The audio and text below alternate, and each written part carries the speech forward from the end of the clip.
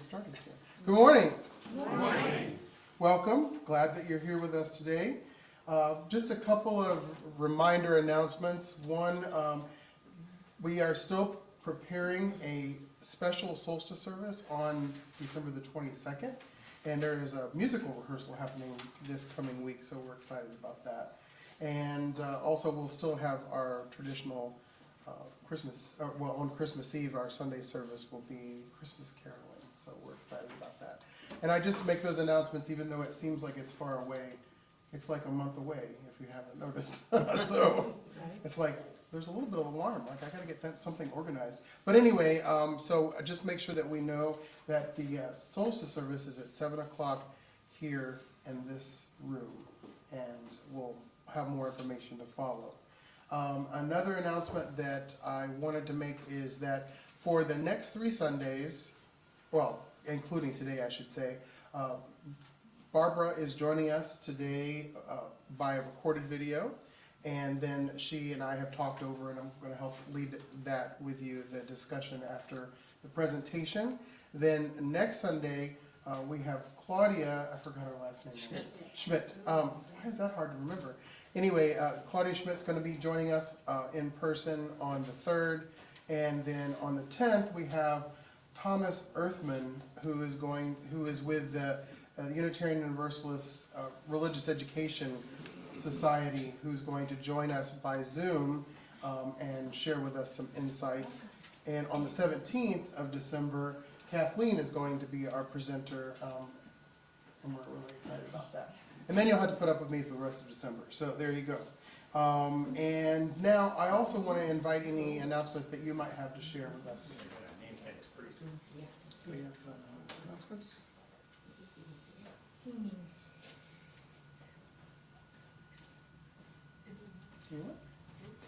Bueller?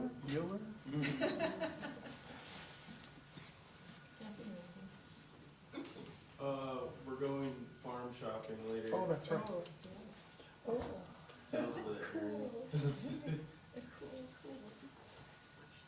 Yes, we've been pre-approved for the purchase of a farm, so we're really excited. We're going to go look at some properties today. What a day to do that, right? I would also share that in the back we have the collection plate where you certainly can place a donation or some change for a charity, and also you can certainly give donations online. Also, I think everybody here is pretty well knows this, but if you're interested in membership, Kathy is the person to see about that. And we are going to have sometime in the new year a new membership Sunday, so lots of stuff going on. It's kind of really exciting. It's also really exciting that I can breathe today. So that, I mean, give thanks. I mean, what a Thanksgiving thing to do. Any last announcements or things to share before we get moving to the next part?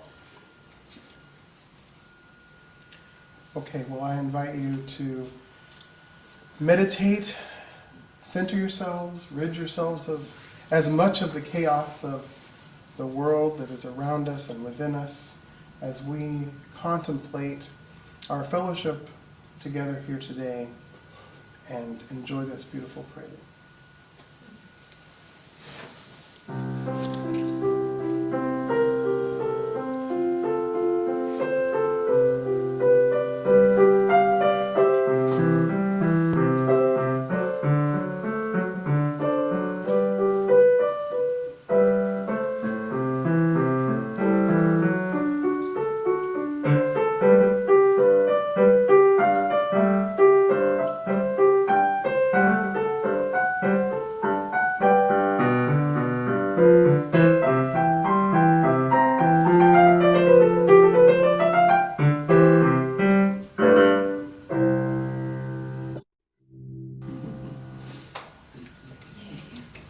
I don't think that was part of the prelude, though. No, I invite you to stand as you're able and join me in our opening words.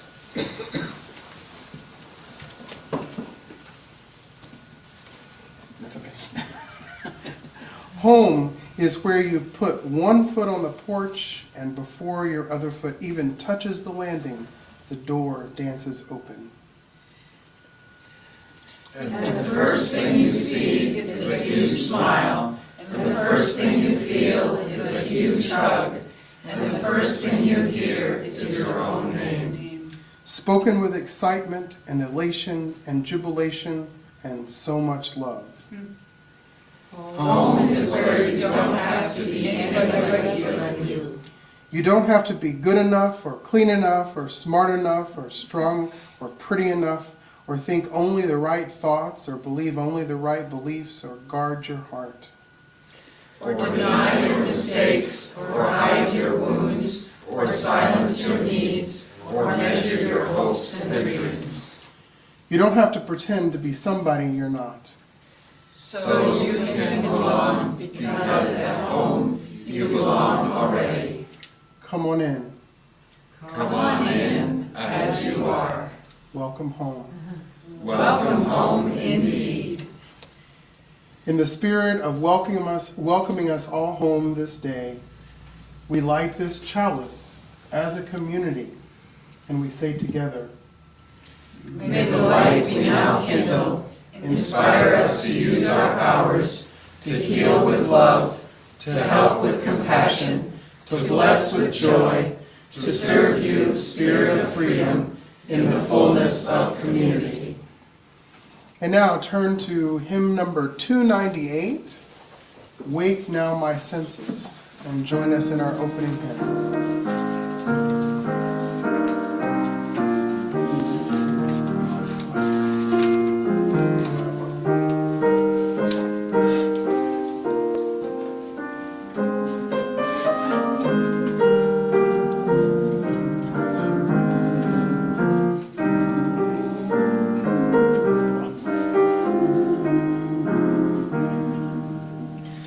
Wake now my senses and hear the earth call. Feel the deep power of being in all. Keep with the web of creation your vow.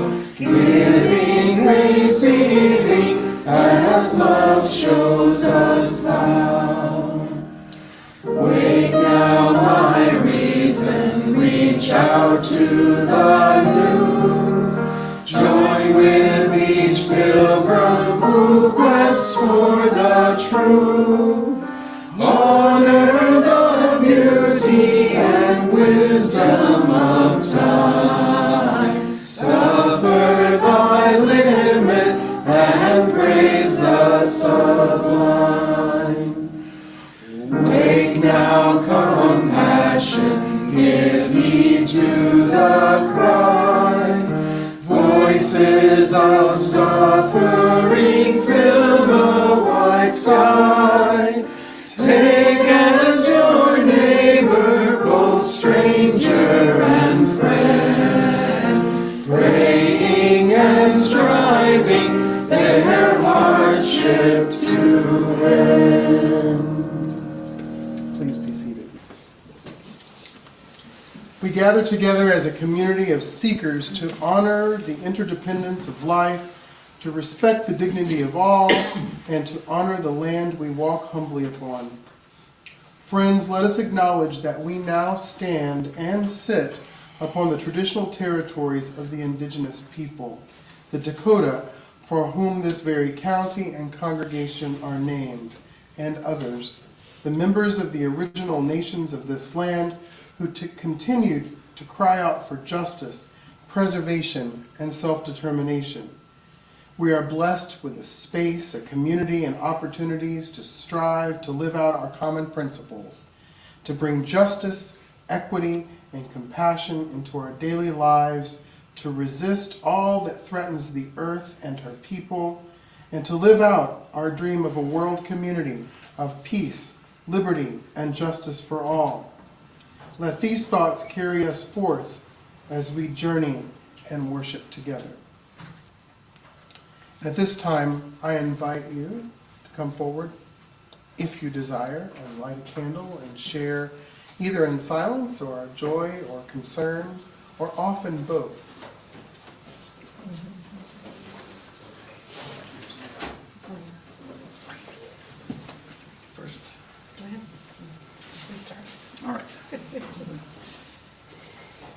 this is a joy. Kelly's birthday is tomorrow. Happy birthday. Thank you. And we're going out to celebrate with birthday boy back there, with Peppy and all them. And we have another joy. Our daughter Emily announced that she's engaged yesterday. And they're getting married maybe next fall. And she is right now preaching at a Presbyterian church in Mankato, doing a musical sermon presentation.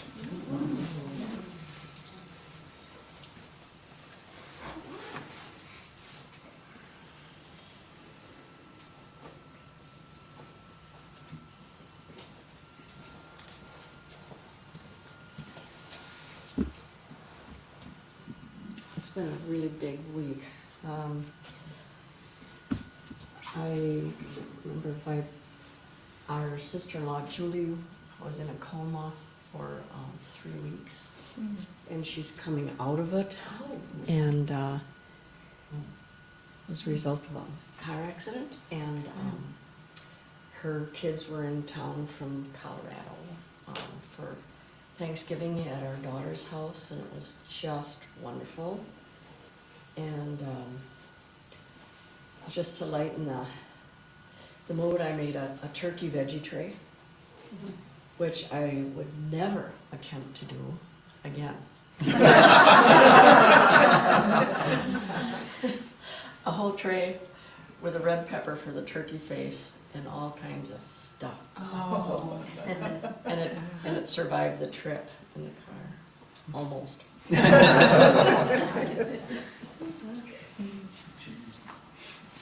Yes. I forgot to light another candle. Megan went into the hospital yesterday, and she asked me to light this candle. They don't know exactly what's wrong yet, or at least I haven't heard. They're still doing tests, and she's in observation. They do know she's very anemic, but that's all they know right now. They don't know But she why. was able to have a nice conversation on the phone, and she sounded good. Where is she at? Yeah. United. Okay. St. Paul.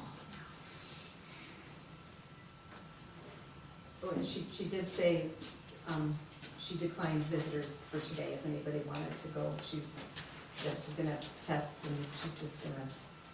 she's Try to gonna get text sleep. me, So, Yeah. yeah. Well, light a candle of concern first for my great nephew who is in, this is the 15-year-old nephew who's in Washington State and not doing really well. Series of problems, even get in trouble with the law, and ran away last weekend, but he came back, but obviously problems. And then we'll top that off with a candle of joy for my other great nephew, the little one, who I've been talking to Kelly about because he's so smart and so athletic and so adorable and so good, but he wasn't talking at all. And we both said, well, one day he will. I was there for Thanksgiving, and word after word, no sentences, but lots of words. So that was thrilling.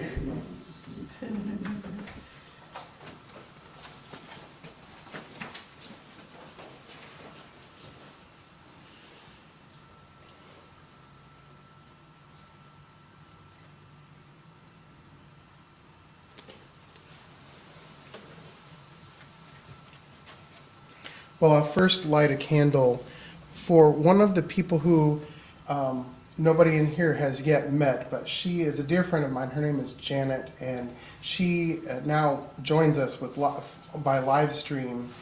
She watches either the recording or she sometimes is able to watch and enjoy it live. She is in rural Iowa, a very, very dear friend, but she shared with me yesterday the ultrasound of her next grandchild, and I can't remember, but this is like maybe grandchild number 16, so.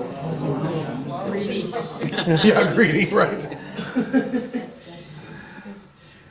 And then I'll also light a candle for us as we try to find the perfect farm so that we can help regenerate the earth. And then, just kidding. Then I will light a final candle for all those joys and concerns that remain unspoken. May we know that whatever befalls us in life, we are held in the loving embrace of this community. And now we say together, for those with unspoken joys and concerns. We hold you in our hearts. Fix that one candle. What happened? The farm candle is Oh. out. We can't have that. Exactly. We do believe in second chances. That's right. I'm not superstitious at all. Not at all. No. Nor I. No. Although that was really cool because the blue wax went inside the chalice candle. I don't know what that means. Talk amongst yourselves. All right, well, as I had mentioned, today Barbara is going to be joining us by a recorded video. And she asked me to just kind of help introduce that. But first, I'm going to share with you the reflective reading that she chose to go along with her presentation. The title of this reflective reading is Autumn Isn't a Season of Death, It's a Season of Preparation. And it's by Declan Wilson. There's this weird fetish among party poopers when summer ends. As soon as the first PSLs crop up, and overly fluffy sweaters are socially acceptable, these party poopers love to remind people that fall isn't as cracked up as it's made out to be. Oh, you love the changing color of the leaves? They cackle in their cutoffs. I guess you love watching things die. It's a strange clapback to say one enjoys watching things die. I mean, everything at all times is in the process of dying. So technically, watching things die is all we do. Autumn is no exception. However, the trees aren't dying, not in that sense, they're preparing. I grew up in western Pennsylvania and know the process well. Summer ends, the days grow shorter, footballs are kicked around, go Vikings, and the leaves change their hues. Eventually, they fall, and we're left with barren trees. It's been years since I learned about photosynthesis in grade school, but I'm pretty sure the trees lose their leaves because the tree juices become hard and cold and can't flow throughout the trunk and branches, or something like that. I'm sure Bill Nye has a better answer. But the process is always the same. After a season of growth, trees shake off unnecessary leaves and fall asleep for a bit of rest. They aren't dead, they're simply suspended in a temporary and necessary state of waiting. It feels sacrosanct to admit within a culture that worships productivity that sometimes we just need to chill for a second.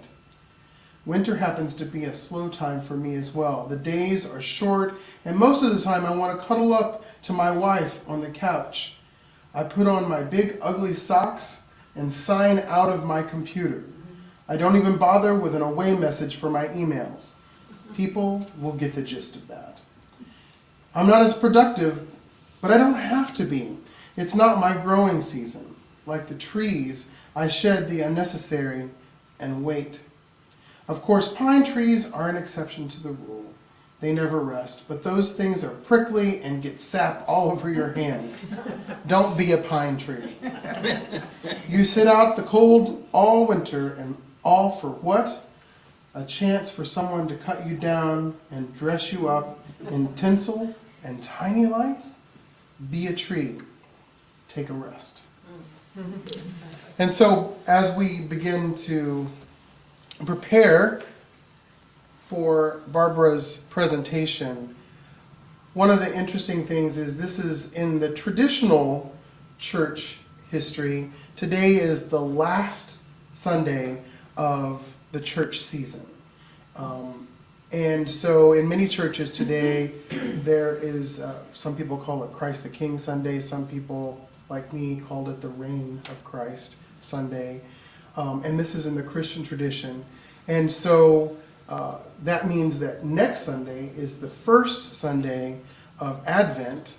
And we're going to have a special guest for that.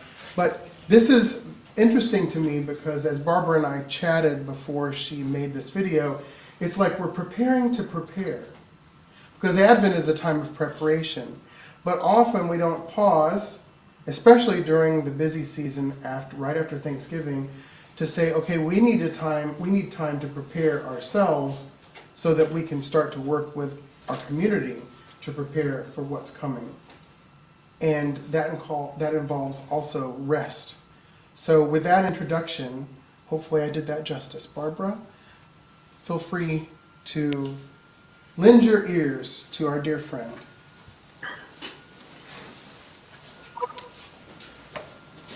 Good morning, friends. It is so nice to be here with you, even if it's not in person. I hope everyone had a wonderful holiday. Fall has always been my favorite time of year. I love everything from the chill, crisp air that whisks away the summer heat to the hearty fruits and vegetables that are as flavorful as they are brightly colored, to the warm, earthy spices wafting, enticing our senses as we mull wine or make pumpkin everything, and the gentle crackle of burning wood as we snuggle under the velvety softness of our favorite blanket beside the fire. All of these things and so much more warm my heart and my soul. It's like a well-planned bedtime routine that prepares my being for the reflective reclusion of the winter to come. Recently, I was expressing to a friend how much I love fall. He's a rather blunt individual with an odd sense of humor that often offers me opportunity for lessons that I wouldn't get otherwise. He responded to my statement about my love of fall by saying, "So you like watching things die?" Rest assured, my friend has a good heart and only hopes to help people think more about what it is they are saying and meaning, and his question helped me do just that. I had to take some time before I could really respond. He's right. The changing colors that are so bright and majestic are the announcement that that leaf is dying. If you look at stories of old, the dwindling sunlight and chill in the air is about death and passing. This entire season of fall is in preparation for an end that most assuredly will come. As I was preparing for today's service, I came across this short article that spoke directly to my point. I giggled when I read the quote at the beginning where the person said, "So you like watching things die?" I couldn't believe it. I'd never heard this question before my friend had said it in regards to fall, and it didn't occur to me that others would have this thought as well. And then the author responded to this question with this: everything, at all times, is in the process of dying. So technically, watching things die is all we do. Autumn is no exception. However, the trees aren't dying, not in that sense. They're preparing. As I sat and pondered the truth and reality in this, I thought, how blessed we actually are that we are given time to prepare. This fall season is a gift that we are given so that we may gather the last of our harvest. We may gather our people together. We may take stock of what has been. We have time to celebrate and get ready for the passing of time. I know typically recalling the past year and all of its events is a project that we save for New Year's. And we can save the big news and the world events for New Year's, but doesn't recalling the past year and the passage of time actually begin in fall when we start our harvest? So I want to start with us as individuals and communities as we move toward this time of preparation. Some of you have been to my home in Invergrove Heights. We have a rather large house and 20 acres of land, and I have lots of stuff. One of the unexpected lessons I learned this year is that I am who I am, even without all my stuff. Without my house or my office, I can still walk with people on their journeys. I can still provide space and encouragement for their growth. I can live in a 10 by 12 shed quite comfortably while doing so. I can take a mundane sales job and turn it into an opportunity to connect with people. Everywhere I go, there I am. And I get to choose who I am as I stand there. In this past year, I have planted dreams and watched them change and evolve. I've suffered loss and uncertainty and never once considered that I wouldn't keep moving forward. I learned how to express myself and my feelings more effectively. I have learned again that oftentimes what I need is what others need too. When I first began my journey in Unitarian Universalism, we had an intern minister at the church I served. Her name was Rebecca Bryan. She became a very good friend of mine. We even ordained her on my birthday that year. She is brave and strong and transparent with her life experiences. And out of all the time she spoke to me or our church, I remember one line more than any other that she said.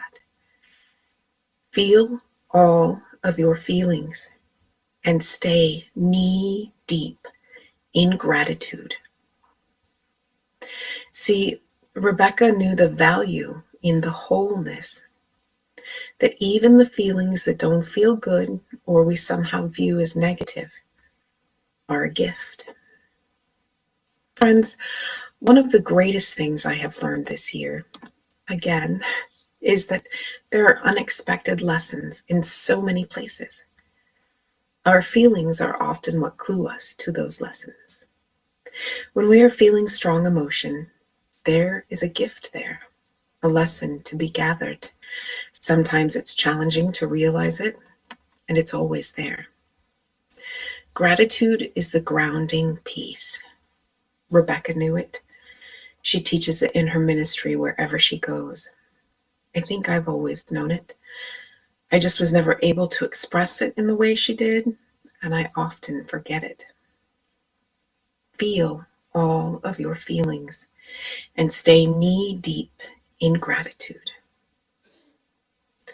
On this Thanksgiving Sunday, I feel so blessed that even though it is not in person, I am able to be with you all.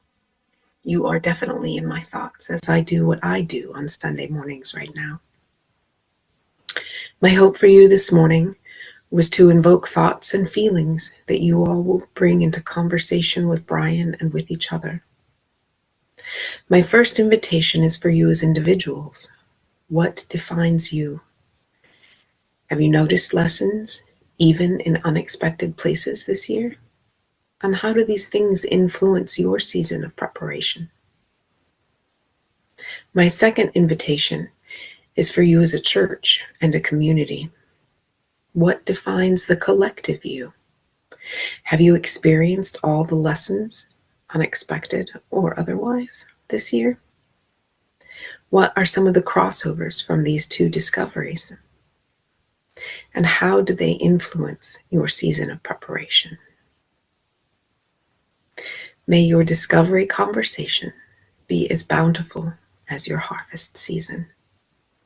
May you remember the gift that is this time of preparation. And may you be a tree and rest. Blessed be.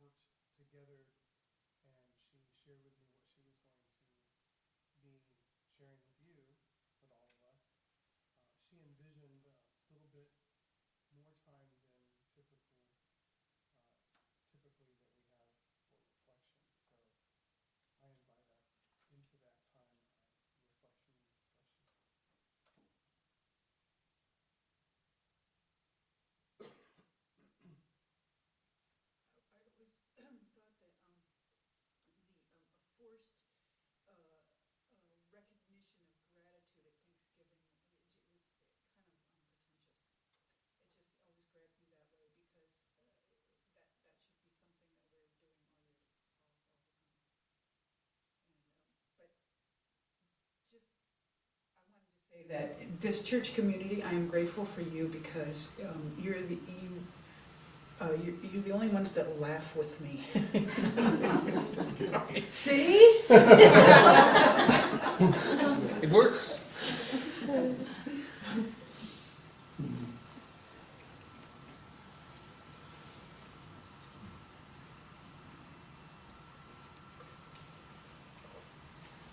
I so admire Barbara's ability to really like grab that gem of an idea and run with it and articulate it in such a beautiful way.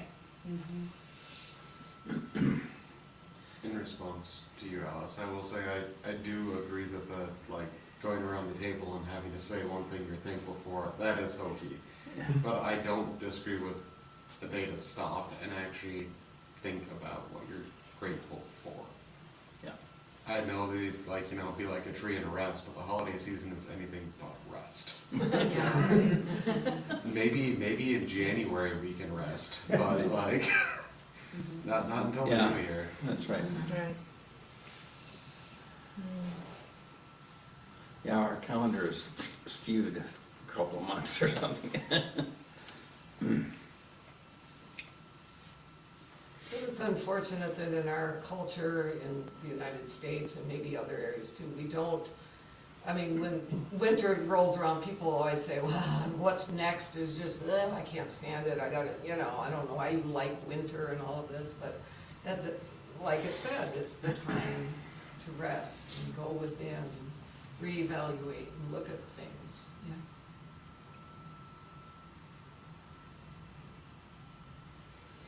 And there's two reasons why trees drop their leaves.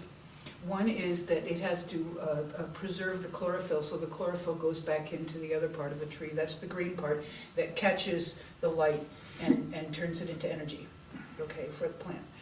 The second reason is, well, obviously, those leaves would freeze, but they also dry out in winter, and so there's no point. So that's the reason why.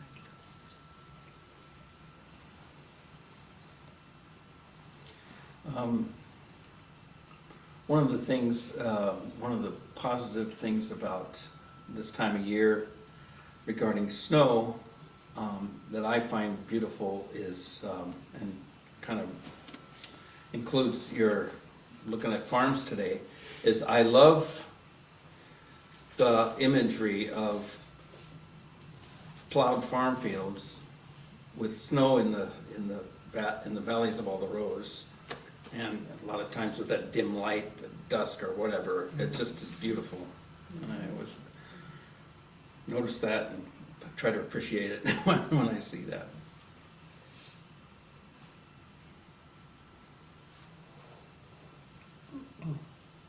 It's interesting with that segue. As we look at farms, and one of the things that I thought of when I was listening to Barbara is that when I was doing the farming that we did in Florida, it was so opposite of what it's going to be like here. And I actually am very thankful to be able to get the chance to do the regenerative agriculture that we do in accordance with the natural rhythm of nature, because in Florida we farmed in the winter, Right. and then we just tried to stay cool in the summer and let everything just kind of do its thing. And I know there's this beauty in being able to actually rest in the winter when you're supposed to rest, and that just seems more balanced. So I'm thankful to be able to have that opportunity, because I always felt a little out of kilter doing that opposite rhythm. Be careful, I don't think you rest, you fix your equipment. You do a different kind of work, I should say that, right? But it's a different pace, for Yeah, sure. different. And meet with the banker and. And a while back, quite a while back, we had a speaker that was, it was a landmark case in fighting corporate land takeovers of farms, and she won. I mean, it was called the Gardens of Eden, I think was the name of their farm. Diffley. Tina Diffley. Diffley. And Diffley Road's named after her. That's where their farm was. Yeah. So it set a precedent for the whole United States. Turn Here, Sweet Corn was the book, right? Yeah. Well, as I understand it, Minnesota is one of the few states that does not allow huge corporate farms to take over, that a number of Midwestern states, I'm not sure about Wisconsin, but I'm pretty sure like Illinois and the Dakotas, Iowa. corporations. Iowa for sure, Iowa too, yeah, okay. definitely. We've driven by some. But Minnesota's the biggest turkey producer in the country, so I would. That's a big corp. Yeah, that would be a big corporation, I would think. But Right, but a lot of those are done by small farms that sell to the, yeah. right. It's like Land O'Lakes, isn't it like a cooperative? That, so it's a bunch of small farms that band together under that brand. Well, yeah, But again, that's an area, so but like turkeys can do that too.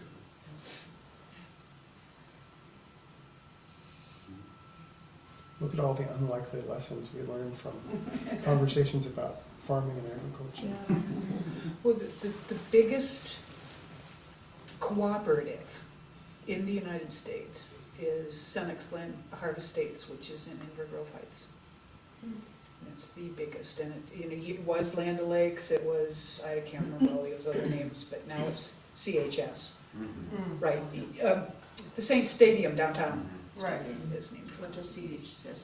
Senex Harvest Estates. So, Senex. so if you go to a Senex gas station, that's part of it, a cooperative.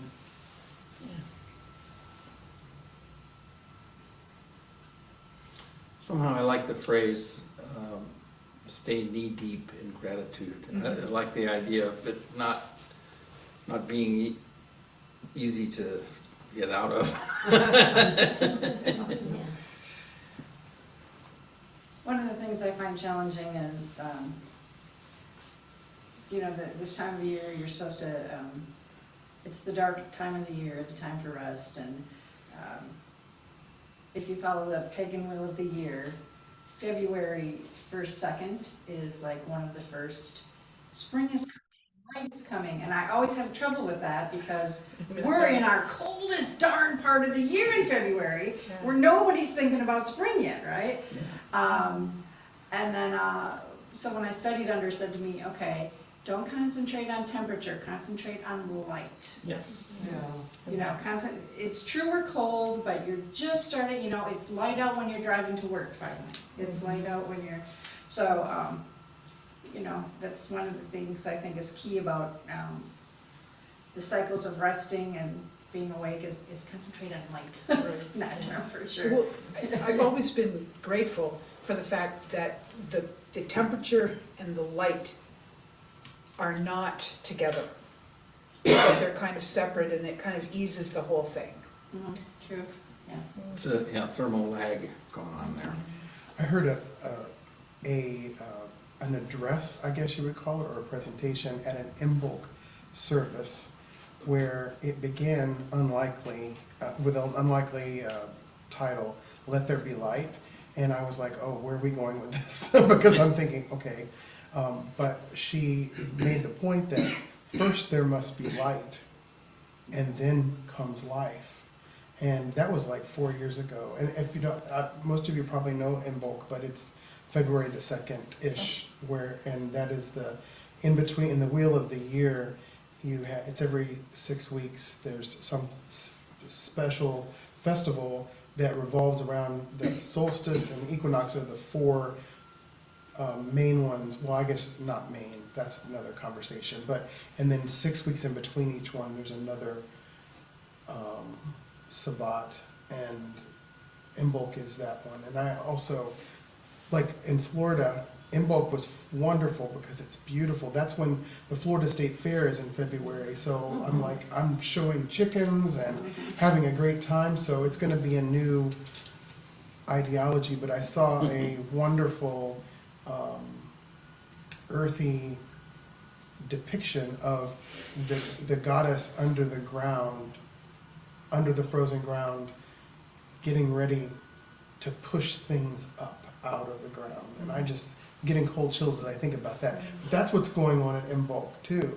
And so that's another unlikely lesson of gratitude in the depths of the bleak midwinter. It's not so bleak. It's when the great horned owls are nesting, Mm. start laying eggs.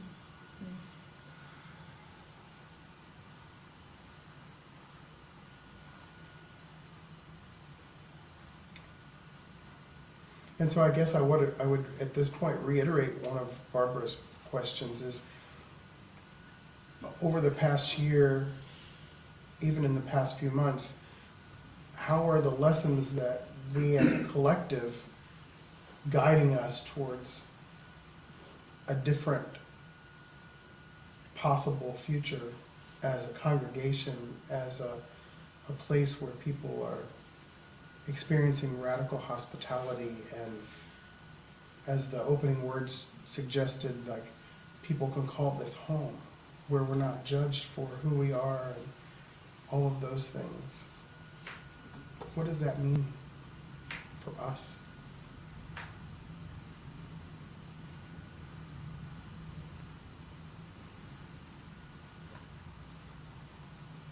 Thought I was going to let you get away with that, didn't I? I think it means just sharing who and what we are to people out in multiple different ways. Online presence, maybe having cards to give to people or send postcards out or whatever. And letting them share who they are with us. Right. I didn't say that right, but you know what I mean? Inviting them.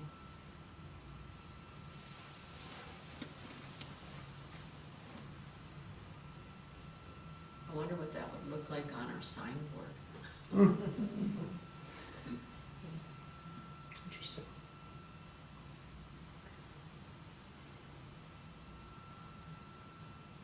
What, radical hospitality?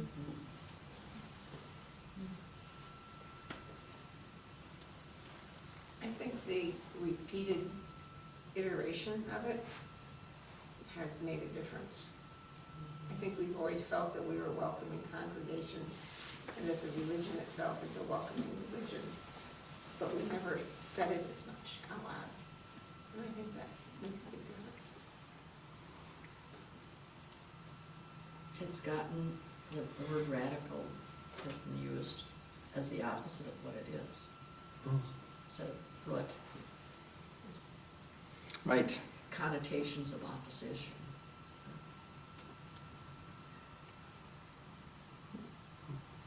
It's funny how the meanings of words kind of change a little bit with how people start to use them.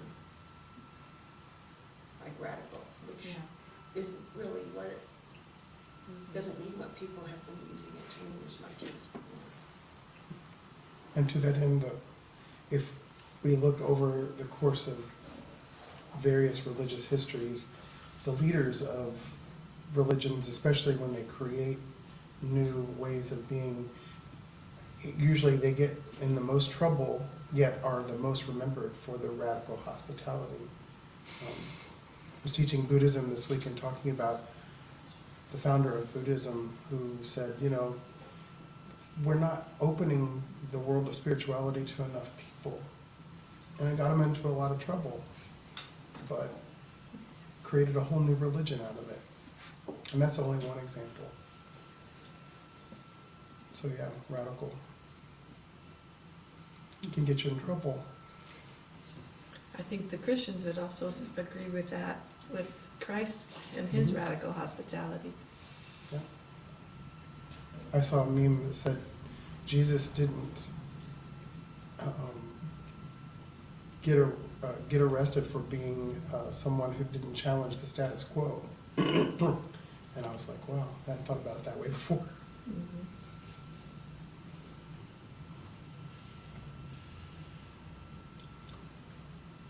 Well, as we move forward and continue our reflection into the time after service, hopefully these thoughts and discussions have helped us move our gratitude into the knee-deep category if it wasn't already there. And may we be continually mired down in gratitude. I love that.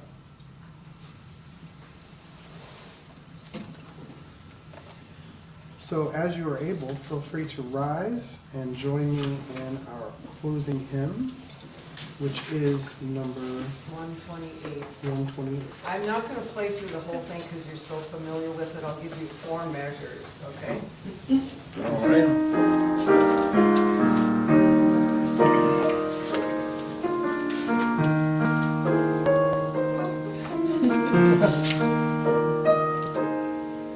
For all that is our life, we sing our thanks and praise. For all life is a gift, which we are called to use, to build the common good. And make our own days glad.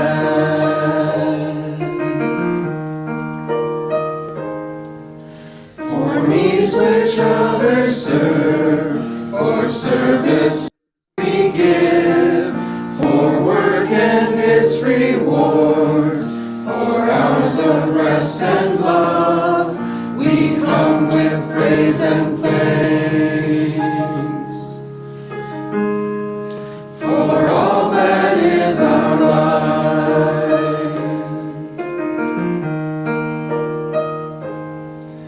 for sorrow we must bear, for failures, pain, and loss, for each new thing we learn, for fearful hours that pass, we come with praise and thanks.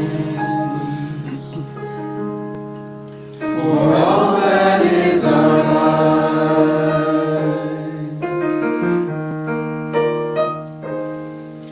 for all that is our life, we sing our thanks and praise. For all life is a gift, which we are called to use, to build the common good. And make our own days glad.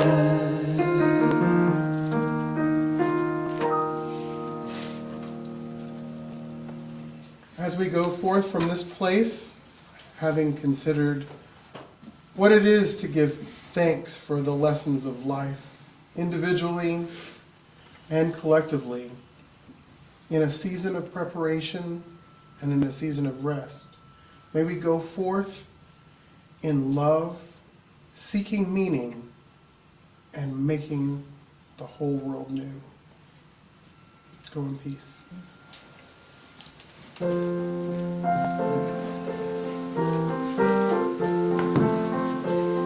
was thinking I should have lit a candle of concern. You didn't move too far away on that farm. Oh, good. All I could think of, oh, good. I was hoping you weren't going to find this perfect farm, but it was a little too far away.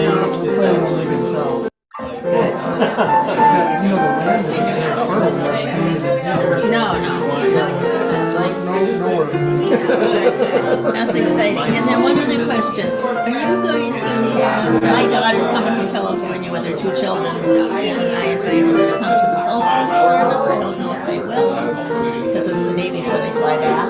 But will there be anything for kids, or do you just... There will be now. Okay, well, I will let you know. You know, I love that. I know. I'll always have something prepared. I don't know, it'll depend on how many the girls are, they're 4 and 6.